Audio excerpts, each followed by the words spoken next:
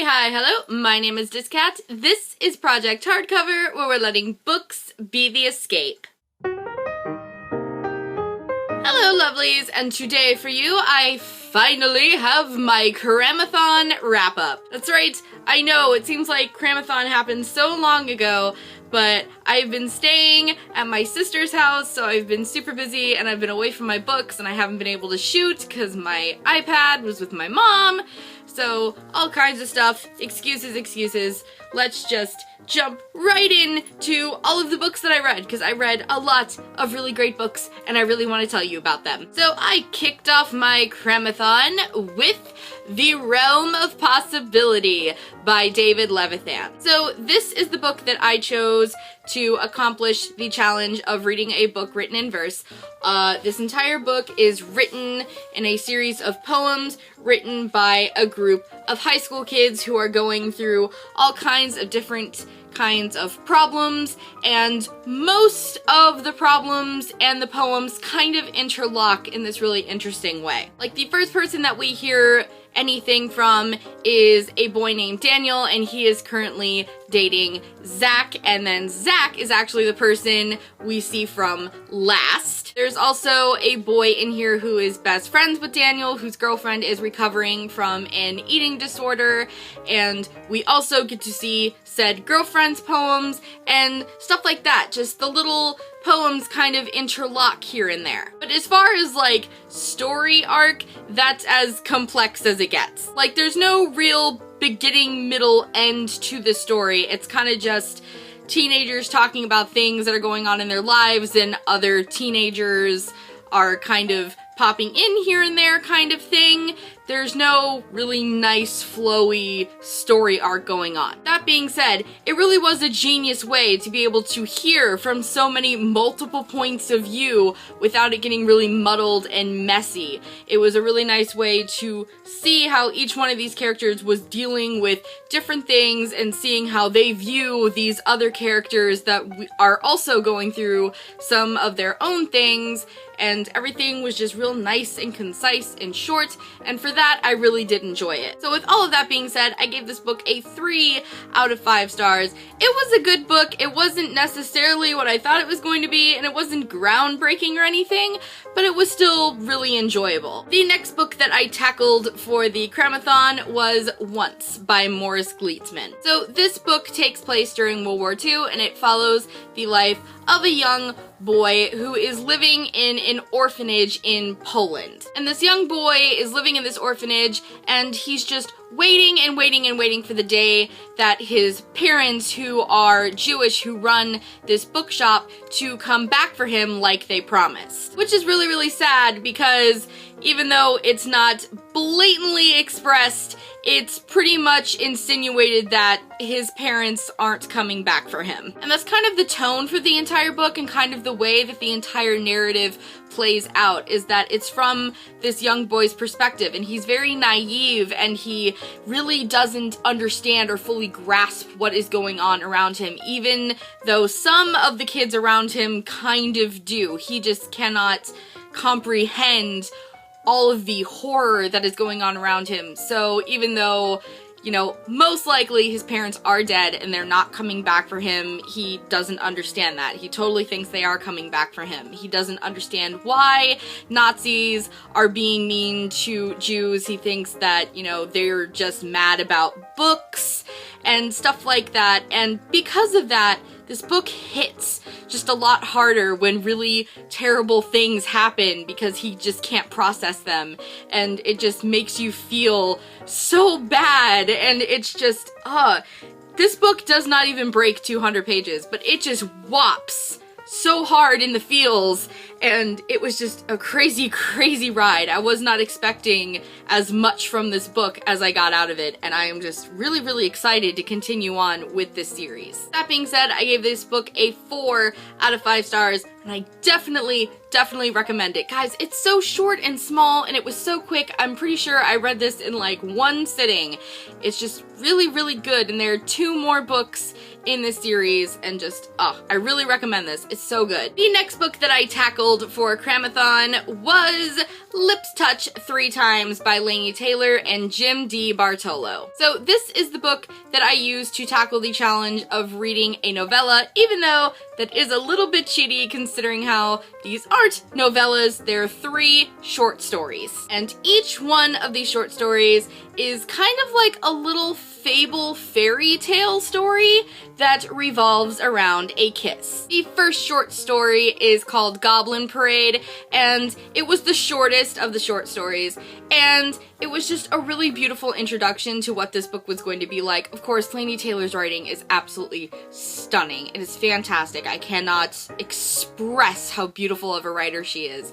And the story was just really eerie and creepy and just got you in the mood for what this book was going to be all about, and I really, really liked it. I definitely gave that one a 4 out of 5 stars. The second short story was called Spicy Little Curses Such as These, and that one was definitely my favorite one. It was so beautiful and so magical and wonderful. I loved the characters, I loved the story. It read just like an old fable or folktale, and it was gorgeous and beautiful and amazing.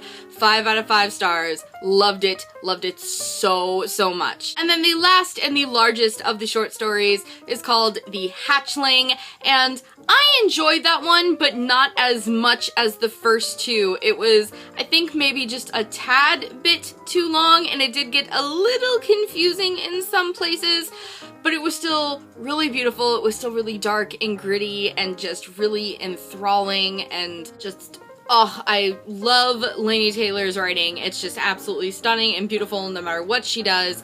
So that short story also got a 4 out of 5 stars from me. And then of course just 5 whopping stars for Jim D. Bartolo and his gorgeous, gorgeous, gorgeous illustrations that are all throughout this book. I totally thought that it was just gonna be like one illustration before each story, but there's actually like 8 to 10 pages of illustrations before each little short story, and they're all stunningly beautiful, and it definitely does add to everything, and it's just, so amazing, gorgeous, just, I loved this, I love this.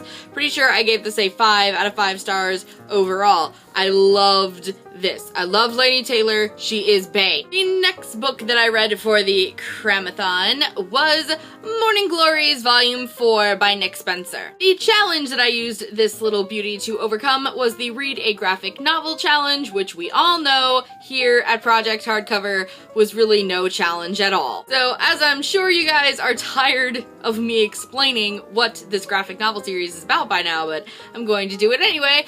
This graphic novel series revolves around these 6 teenagers who were handpicked to attend this very prestigious academy called Morning Glory Academy. But when the 6 teenagers arrive at the academy, absolutely nothing is like they expected. And as I've mentioned 8 million times on this channel before, that is all the information I am going to divulge to you, because I truly believe that the less you know going into this graphic novel series, the more it is going to blow you away. But I will elaborate for review purposes. Guys, this graphic novel series is just getting more and more intense. There are more and more twists and turns, and it's just adding layer and layer and layer of complexity, and it's just getting so freaking good, and I am just so desperate to know what is going on, but I know they're not gonna tell me until like the very, very end, and it's infuriating, but it's so good at the same time. Seriously, if you guys have not picked this up yet, you seriously need to, because it is so addicting, it is so awesome, and I love it so, so much. That being said, I gave this volume a 4 out of 5 stars. And then the last book that I read for the CRAMATHON was actually one that worked in tandem with that last one to accomplish the read 2 books in 24 hours challenge, and also in tandem with all of the books to read 5 books overall, which I did, including this one, and that book is Chew, Volume 6 by John Layman and Rob Guillory. This is another graphic novel series, and I'm sure you guys are tired of hearing me talk about it here on the channel, but I'm going to explain what it is about. It basically follows the story of Tony Chew, who is a police officer who also happens to be a chibopath. And basically chibopaths are able to get like a psychic reading based on things that they ingest. So if Tony eats a hamburger, he can totally see the entire process of that hamburger being made, including the part where they unfortunately kill the cow. It's basically this quirky little graphic novel series that follows all of his adventures and misadventures using this peculiar ability that he has to help solve crimes. So all of the volumes of this graphic novel series have a pretty nice balance of quirky and complexity to them. Just like with Morning Glories, the more and more you delve into the story, the more and more complex it gets.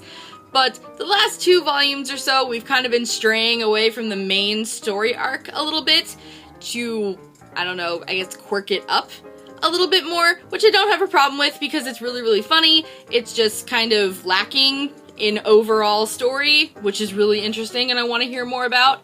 So that's how the most of this was. It was mostly quirk and kind of like side story stuff, and it was all really funny and really enjoyable. So I was totally just gonna give this a 4 stars and be done with it. But then the end happened, and just holy crap, man. That ending just yeah, so the ending to this one totally blew my mind and totally bumped this thing up to a 5 out of 5 stars. Just, this graphic novel series is not playing games anymore, and things are getting really, really, really complex and heavy and weird, and just, I really, really love this graphic novel series. If you guys have not picked this up yet, you seriously, seriously need to, because it's so, so good. Yes, so those are all of the books that I read for the CRAMATHON. I accomplished all of my challenges that I wanted to get done, and I'm super, super proud of myself. I'm really glad that I decided to do CRAMATHON. It was lots of fun, and just, it was so quick and simple, and it was really, really great. Let me know down in the comments how you guys did for your CRAMATHON. Did you finish all of the books that you wanted to get done? What did you think of them? Did you finish more books than you wanted to? Let me know all of the good or bad details down below. As always, thanks you guys for watching. I will see you next time, and remember, books are the escape.